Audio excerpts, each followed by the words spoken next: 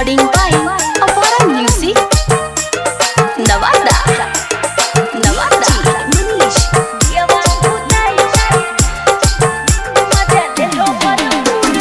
दियवा बुताई मजा ले लो भरपूर जी, दियवा बुताई मजा ले लो भरपूर जी। चुमा लेबे में दिल हो नथी के तूर जी, चुमा लेबे में दिल हो नथी के तूर जी। माफ करे रानी जवन भेलौ गलतिया, माफ करे रानी जवन भेलौ गलतिया। जइबौ बाजार धानी किन देबो नथिया, जइबौ बाजार नया किन देबो नथिया।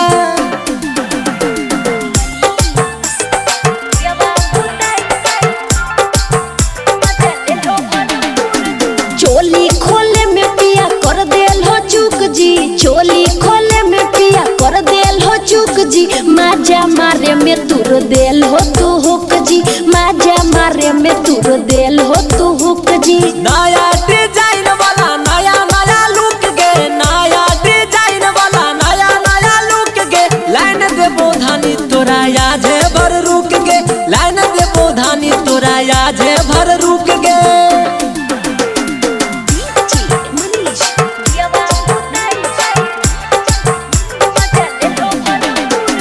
मेकअप क्रीम हमर कैल हो बेकार जी, मेकअप क्रीम हमर कैल हो बेकार जी। माजा मारे में तूर देल हो सोनक हार जी, माजा मारे में तूर देल हो सोनक हार जी।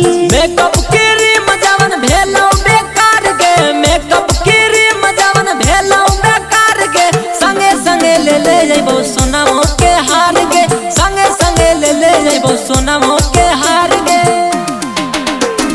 दियवा बुताई मजा ले लो भरपूर जी, दियवा बुताई मजा ले लो भरपूर जी। चुमा लेबे में दिल हो नथी के तूर जी, चुमा लेबे में दिल हो नथी के तूर जी। माफ करे रानी जवन भेलौ गलतिया, माफ करे रानी जवन भेलौ गलतिया। जइबौ बाजार धानी किन देबो